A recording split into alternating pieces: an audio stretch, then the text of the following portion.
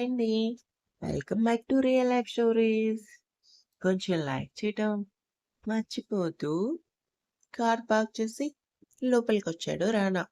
Staff అందరూ wish చేయగానే చిన్న స్మైల్ ఇచ్చి ఛాంబర్‌కి వచ్చాడు. లోపల అరవి లేదు. వెంటనే మూర్తికి కాల్ చేశాడు. చెప్పండి సార్, అరవి వచ్చిందా? ఆ సార్, తను మీటింగ్ రూమ్‌లో ఉంది అని మూర్తి అనగానే ఊపిరి పీల్చుకున్నాడు రానా. సరే మూర్తి, నేనొస్తున్నాను అని ఫోన్ కట్ చేసి మీటింగ్ రూమ్‌కొచ్చాడు. యెల్లో కలర్ టాప్ ఏసుకొని, దానిపై pink colour legging, pink colour chunni వేసుకొని సింపుల్‌గా రెడీ అయ్యి, ఎంతో అందంగా ఉంది.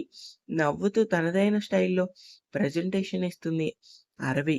ఆమెను చూస్తూనే చైర్‌లో కూర్చున్నాడు. మీటింగ్ ఫినిష్ అవ్వగానే డీల్ ఓకే అవటంతో రానా మనసులోనే నవ్వుకున్నాడు. అరవి టాలెంట్ ఏంటో తెలుసుకొని. అందరూ వెళ్ళగానే అరవి చేతిలో ఫైల్ తీసుకొని రానా ముందు పెట్టి, "ఈ ఫైల్ మీద మీరు సైన్ చేయాలి సార్" అంది. రానా ఫేస్ చూడకుండానే అరవి ముఖాన్ని చూశాడు. ఆమె ముఖం సీరియస్‌గా ఉండటం చూసి మూర్తిని ఒకసారి చూశాడు. సార్, నాకు వర్క్ ఉందని రానా చూపు గ్రహించి వెంటనే బయటికెళ్ళిపోయాడు. చెప్పా పెట్టకుండా ఆఫీస్‌కొచ్చావు కనీసం ఒక మాటైనా చెప్పాలని తెలీదా?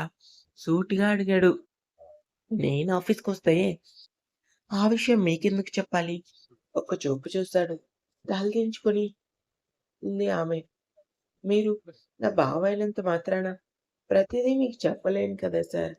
అయినా నా డ్యూటీ టైం అయిందని ఆఫీస్‌కొచ్చాను. దానికి మీరెందుకు ఆరాలు తీస్తున్నారో నాకు అర్థం కావటం లేదు. ఆమె ఎందుకలా మాట్లాడుతుందో రానాకి బాగా తెలుసు. మాటల్లో, చూపుల్లో తేడా వచ్చింది. ఏంటి చెంచు? నా మాటలు, చూపులు మీకు వేరేగా అర్థమవుతున్నాయని తెలియక ఎన్ని రోజులు మీతో చొరవగా ఉన్నాను. అది నేను చేసిన మిస్టేక్ అని నాకు బాగా అర్థమైంది. అందుకే నా లిమిట్స్‌లో నేనుంటాను సార్ అంది. గాపదావా ఏదో నచ్చావు కదా అని ప్రపోజ్ చేశాను. ఆ మాత్రం దానికి నువ్వింత ఓవర్ చేయాల్సిన అవసరం లేదు. నీకు నచ్చకపోతే ఇష్టం లేదని చెప్పు. లేదంటే ఓకే చెప్పు.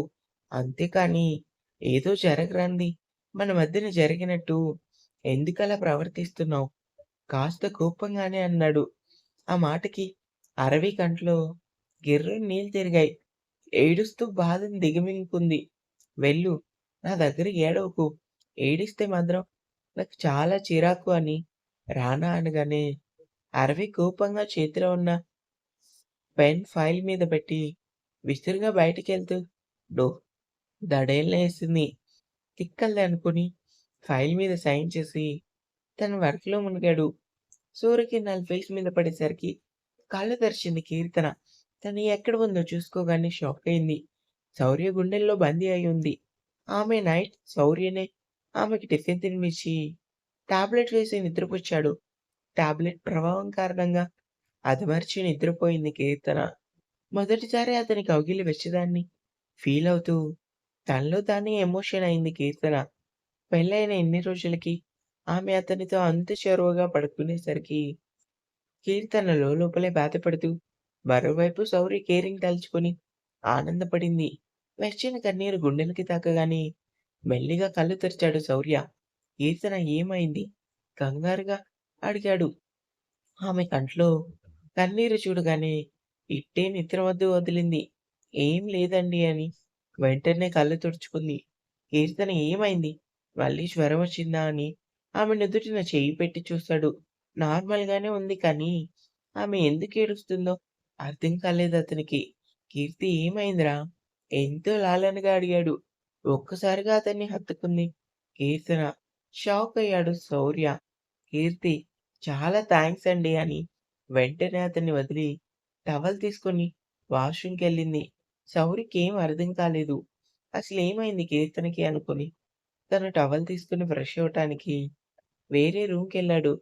ఫ్రెష్ అయ్యి ఎప్పటిలానే చీర కట్టుకొని రెడీ అయ్యి దేవుని గదికొచ్చి పూజ చేసుకొని కిచెన్ రూమ్‌కొచ్చింది. మేడం, సార్ మిమ్మల్ని వంట చేయొద్దని నైట్ చెప్పారు. మీకేం కావాలన్నా మాకు చెప్పండి మేడం చేస్తాము. ఏమీ అవసరం లేదు.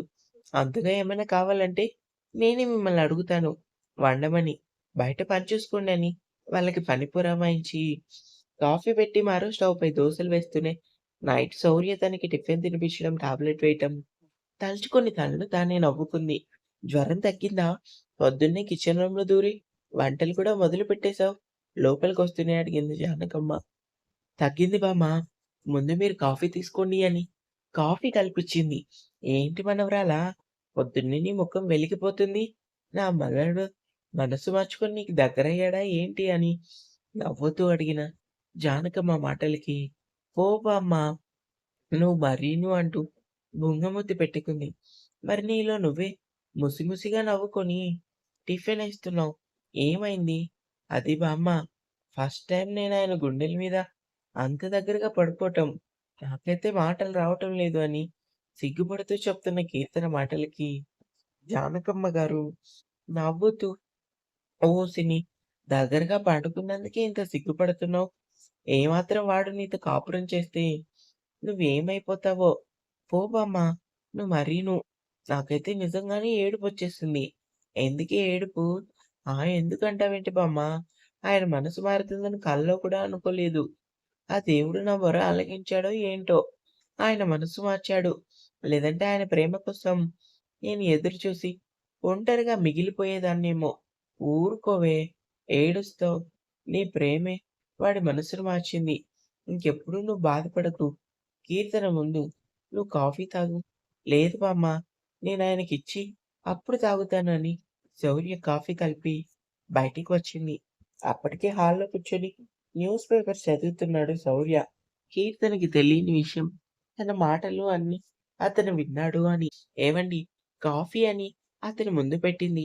మరో మాట మాట్లాడకుండా కాఫీ తీసుకున్నాడు శౌర్య. హెల్త్ ఎలా ఉంది కీర్తి? బానే ఉందండి. అయినా సర్వెంట్ చేస్తారు కదా పని. నువ్వెందుకు వంటగదిలో దూరావు? కప్ టేబుల్ మీద పెడుతూ అంటాడు. వాళ్ళు చేస్తాను అన్నారు కానీ, నేనే వద్దు అన్నానండి. అదే ఎందుకు? సూటిగా అడిగాడు. ఖాళీగా కూర్చోవటం నాకిష్టం ఉండదండి. అందుకే వాళ్ళని బయట పని చూసుకోమని చెప్పి నేను వంట చేస్తున్నాను. నీ మాటే కానీ ఎవ్వరి మాట నువ్వు వినవు కదా! అయ్యో! నా ఉద్దేశ్యం అది కాదండి. అయితే ముందు రూమ్‌కెళ్ళి రెస్ట్ తీసుకో. లేదంటే నీకు దెబ్బలు పడతాయని కోపంగా శౌర్య అనగానే కీర్తన భయపడింది. ఏంటా చూపు? మిగిలిన పని పనివాళ్ళు చేస్తారు. నువ్వెళ్లి టిఫిన్ చేసి టాబ్లెట్ వేసుకో అని శౌర్య అనగానే కీర్తన ఇంకా ఏం మాట్లాడలేదు. శౌర్య మనసుని నొప్పించడం ఇష్టం లేక మౌనంగా తన గదికి వెళ్ళింది. కీర్తన అంటూ బయటికి వచ్చిన జానకమ్మ గారు కీర్తన లేకపోవడం చూసి "రేయ్ శౌర్య! కీర్తన ఎక్కడా? ఇప్పుడే తన రూమ్‌కెళ్ళిందమ్మమ్మ." "అదేంట్రా? ఇప్పటి వరకు ఇక్కడే ఉండాలి కదా!" ఉండాలి. నేనే రెస్ట్ తీసుకోమని చెప్పాను. నిన్ననే కదా జ్వరం తెచ్చుకొని మంచంపై పడింది. తగ్గిందో లేదో పొద్దున్నే వంట ప్రోగ్రామ్ మొదలుపెట్టింది. అందుకే కొడతానని బెదిరించి మరీ రూమ్‌కి పంపించా. ఏంటి కొడతానన్నావా? అవును. ఒరేయ్! ఇప్పుడేరా నీకోసం తెగ సంతోషపడి పొగడ్తలతో ముంచింది. కొడతానని బెదిరించావా? అంతలా భయపెట్టలేదమ్మమ్మ. లేకపోతే పొద్దున్నే పని పని అంటూ వంటగదికి పరిగెడుతుంది. మంచి పని చేశావు. ముందు తనకి కాఫీ ఇవ్వరా? సరే అమ్మమ్మ అని జానకమ్మ గారిచ్చిన కప్ తీసుకున్నాడు. విన్నావా మాటలు? నవ్వుకున్నాడు శౌర్య. హాల్లోకి నువ్వు రావటం చూసి తనని అడిగాను. ఒక రకంగా తను నీ మీద ఇష్టం కాదురా. ప్రాణమే పెట్టుకుంది. పొద్దున్న ఎమోషన్ అయిందమ్మా. అసలెందుకో అనుకున్నా కానీ, నా కోసమని అనుకోలేదు. కానీ కీర్తన చాలా మంచి అమ్మాయి. ఇకపై తన మనసు బాధ పెట్టలేను అని శౌర్య అనగానే జానకమ్మ గారి ఆనందం అంతా ఇంతా కాదు. ఇక్కడ రానా కోపంగా అరిచేసరికి ఏడుస్తూ బయటకొచ్చిన అరవి తన ఫోన్ బ్యాగ్ తీసుకొని బయటికొచ్చి వస్తున్న ఆటో ఆపి, ఆటో ఎక్కి బస్ స్టాండ్‌కి పోనివ్వమని చెప్పి బాధగా కళ్ళు మూసుకుంది. నన్ను క్షమించు బావ. చెప్పా పెట్టకుండా మా ఇంటికెళ్తున్నాను. అందుకు కారణం నువ్వు కాదు నా మనసు అనుకోని కాసేపటికి బస్ స్టాండ్ రావటంతో ఆటో వాడికి డబ్బులిచ్చి లోపలికొచ్చి తమ ఊరు బస్ మరో 10 నిమిషాల్లో వస్తుందనగా అక్కడున్న బెంచ్ మీద కూర్చొని రానా మాటలు తలుచుకొని బాధపడింది. అసలు నా జీవితంలోకి రావాలని నీకెలా అనిపించింది బావ అనుకోని బస్ రావటంతో బస్ ఎక్కి విండో పక్కన కూర్చొని రాత్రి రానాకి తనకి మధ్యన జరిగిన సంఘటన తలుచుకొని తనలో తానే బాధపడింది. 2 గంటల తర్వాత తమ ఊరు చేరడంతో బస్ దిగి నేరుగా ఇంటికొచ్చింది. ప్రయాణం చేసి అలసిపోయిన వాసుదేవ్, సుధ సోఫాలో కూర్చొని కాఫీ తాగుతున్నారు. గుమ్మం బయట చూతుని చూడగానే ఆశ్చర్యపోయారు. "తల్లి నువ్వెప్పుడొచ్చావు?" "ఇప్పుడే నాన్న" అని నవ్వుతూ లోపలికొచ్చింది. "ఏంట్రా చెప్పా పెట్టకుండా వచ్చేసావు? ఫోన్ అయినా చేయాలి కదా!" కూతురు తల నిమురుతూ, "అసలు నీతో పాటే పొద్దున్న రావాలి నాన్న. కానీ ఆఫీస్‌లో మీటింగ్స్ ఉన్నాయని నేను రాలేకపోయా" అని సోఫాలో కూర్చుంది. "సరే స్నానం చేసిరా కాఫీ తాగుదువు." "సరే మా" అని అరవి తన రూమ్‌కెళ్ళింది ఫ్రెష్ అవ్వటానికి. సుధా, ఏంటండి అరవి మొఖమేంటి డల్‌గా ఉంది? నాకు అలానే అనిపిచ్చిందండి.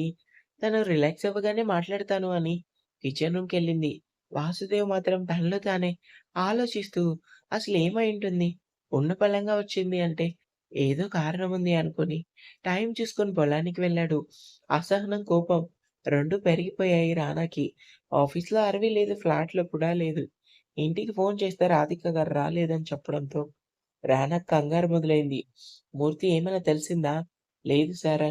మూర్తి అనగానే రానా తప్పక రవికి కాల్ చేశాడు. ఫోన్ స్విచ్ ఆఫ్ అనొస్తుంది. గడిచిన 4 గంటల నుంచి ఏదో తెలియని భయం చోటు చేసుకుంది రానాలో. ఎక్కడికెళ్ళావు చుంచు? ఎందుకు నన్ను ఇంత బాధపెడుతున్నావు అనుకోని ఆలోచిస్తూ వాసుదేవ్ కాల్ చేశాడు. పొలం చూస్తున్న వాసుదేవ్ ఫోన్ రింగ్ అవటంతో ఆలోచిస్తూ లిఫ్ట్ చేశాడు. చెప్పు రానా? జాగ్రత్తగా ఇంటికెళ్లారా మామయ్య? ఆ! మధ్యాహ్నమే వచ్చేసాం నాన్న. నీకు ఫోన్ చేద్దామనే అనుకున్నా. ఈరోజు ఆఫీస్‌లో వర్క్ ఎక్కువుందని అరవి పొద్దున చెప్పింది. అందుకే నీకు ఫోన్ చేయలేదు. అమ్మకు ఫోన్ చేసి చెప్పాను అన్నాడు. సరే మామయ్య. అరవి వచ్చిందా? మనసులో కంగారు. ఆ! నాన్న సాయంత్రం వచ్చింది.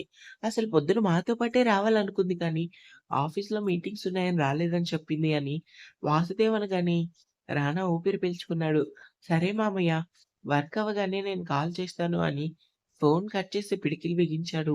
ఈ 4 గంటలు ఆమె కనిపించక ఎంత అల్లాడిపోయాడో రానాకే తెలుసు. వెళ్తున్నానని కనీసం మాటైనా చెప్పని అరవి మీద పీకల దాకా కోపమొచ్చింది.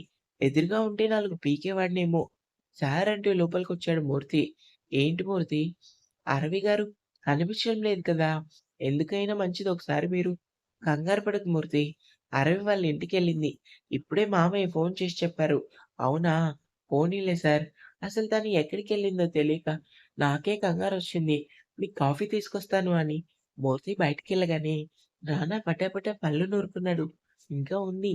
నచ్చితే సబ్స్క్రైబ్ చేసుకొని, నా కష్టాన్ని గుర్తించి అందరూ లైక్ చేయటం అస్సలు మర్చిపోవద్దు.